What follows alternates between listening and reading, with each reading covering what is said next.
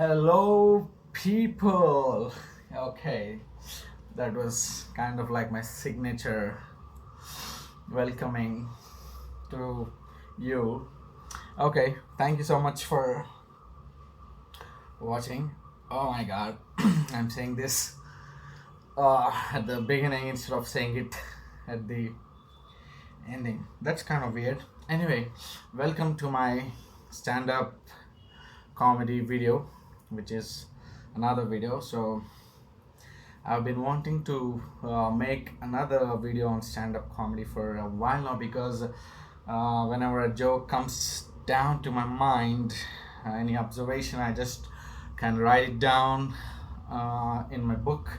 Okay, so I scripted down, and the jokes were kind of piling up, and I was not making any videos, and I thought maybe the videos would get very long, right? I don't want very long videos of stand-up comedy because even I wouldn't watch them. Like I can watch up to 10 minutes, and I don't want to make like 30 or 40 minutes video because they're kind of, I don't know, they might be boring. Who watches 40 minutes of stand-up comedy unless you're like crazy about stand-up comedy, right? So anyway, I'm too much excited to make another video.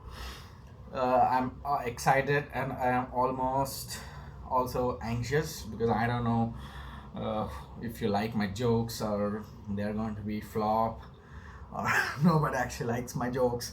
And I also have like very few viewers on YouTube, but I don't really care about it.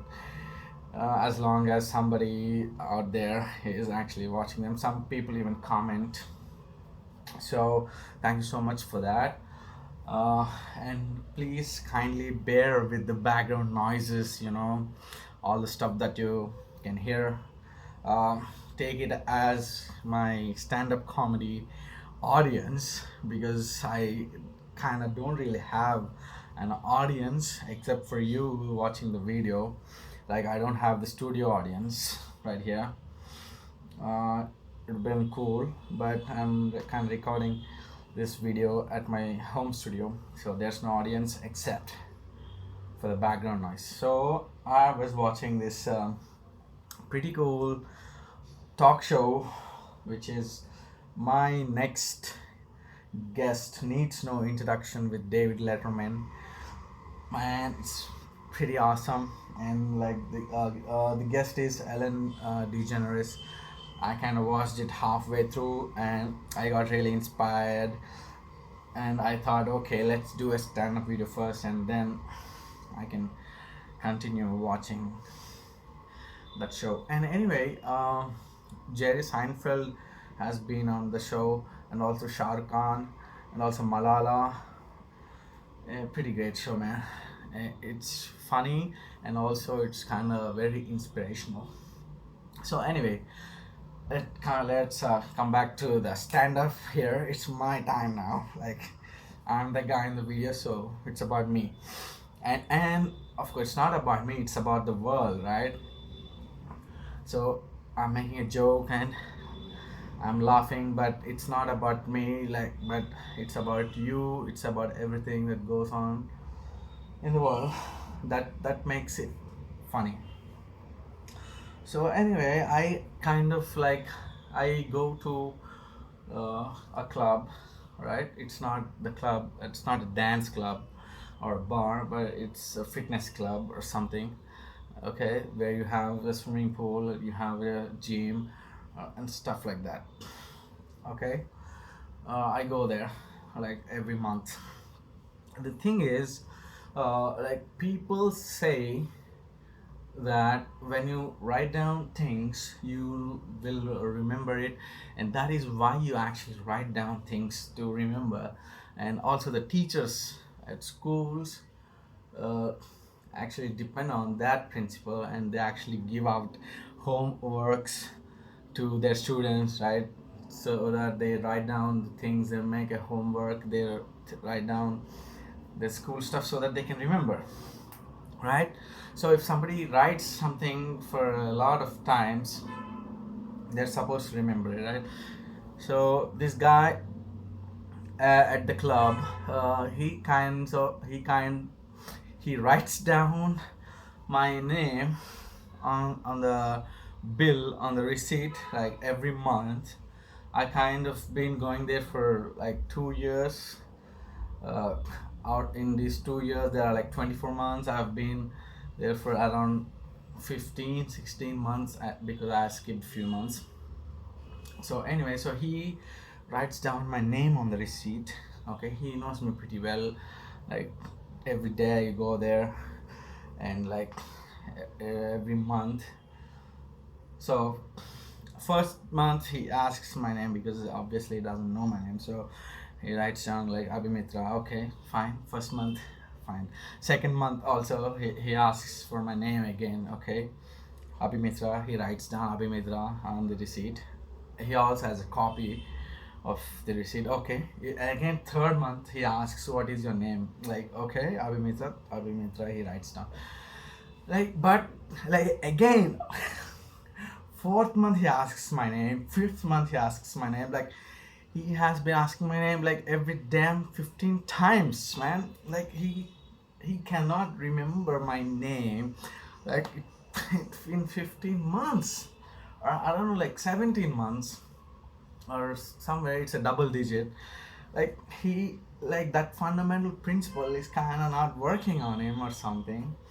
That he writes, he just doesn't asks my name. Like okay, what is your name? I say Abhimitra. Okay, then he forgets it. That okay, but he writes down, right, every time, and still he cannot remember it. Then he, I don't think there's anything wrong with it. I think then the system is kind of screwed up, because you, even though you write down stuff, you, there is a possibility that you still cannot remember it.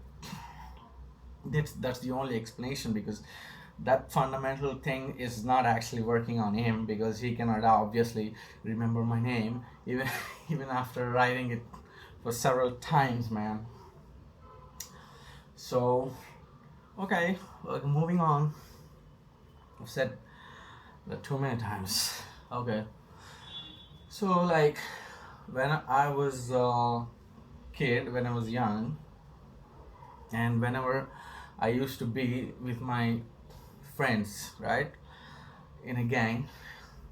So not in a gang, but a group of friends. So whenever this number 69 came across, okay, so whenever we saw this number 6 and 9 together, my friends used to kind of make faces, like some kind of naughty smiling, or some kind of what do you say, naughty and guilty kind of faces whenever 69 came about.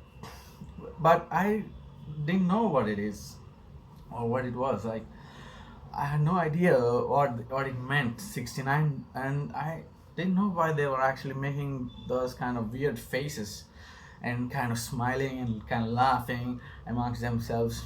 I didn't know. I thought 69 number represents that you actually smile and laugh and make silly faces. So I thought, okay, 69 comes and you have to make that weird face. So it went along like for many years. Whenever 69 came, I used to make weird faces. I don't know, it came naturally. So I thought, okay, 69 means you have to make a weird face. Until many years it went on, right? Whenever in a movie somebody says 69, I thought, I didn't know what the hell was going on. I just used to smile. But one day I actually kind of asked my friend when I was like 12 years old or 10, I don't know, or some teenager. I took courage and I asked my friend, because you're not supposed to ask such things. I mean, because then it will reveal to your friends that you're not the cool one, right? Because in gangs, in a group of friends, you know everything, obviously, because if you don't know something, they will kick you out of that gang or something, and it's not cool, bro. you're supposed to know all the cool shit. So anyway, I had to ask, and then he told me that it's related something to sex, and I thought, what? Seriously? And it was kind of disgusting to me at that, and it's still, I don't know, no comments on that. And at that time, I from that point on, my expression or my reaction to 69 kind of changed, because until that point I used to smile whenever 69 came. At 69, okay, something. It's a funny thing, but after that point, whenever 69 came, I had no goddamn expression, man. Like silence. But it's not. I don't know. It's not a bad thing or it's not a good thing either, and it's definitely not funny, or it's something naughty or something. So that's the shit of innocence, right? Of being a child. That's the glory of innocence. So anyway, that changed. So also, so when I was a kid, a lot of things used to happen, and so these days I get psyched to every other crazy thing or crazy story or some crazy joke. I get really psyched. I mean, psyched. I mean, what do I mean by psyched? Psyched is like the buzz, or high, or you just go crazy. So I was thinking, when was the first time I actually got psyched? Psyched means you trip, you're just blank for a moment. So that's psyched. Explaining psyched just ruins the joke. Anyway, so when was the first time I got psyched? So I was just thinking. So when I was in school, like in first grade, I think so. When the teacher kind of took uh, something. This is not a cricket ball, but okay.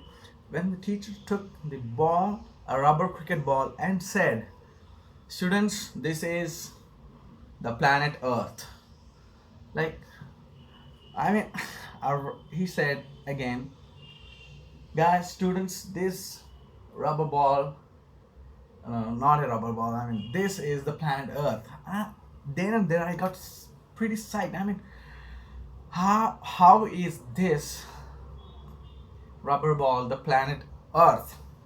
I mean, because at that point on, I did not know that Earth is round, because I never even thought about it, that the Earth is round or something, because I never really cared. And that's how even people thought, like Earth used to be flat, right? People thought that Earth is flat. So I kind of got that reaction that, okay, this is a ball, even though the Earth is round. The person saying that this rubber ball is the planet Earth, that really blew my mind. It was kind of very, very funny. And he was actually putting a coin on the ball, and he was explaining that, see, there is a flat surface on the planet Earth. That is how this coin is able to stay on the ball without falling off or something. I was just psyched at that. Rubber ball being the planet Earth. Seriously. Ew. Ew. So again, I kind of listen to. Okay. See you next time. Later.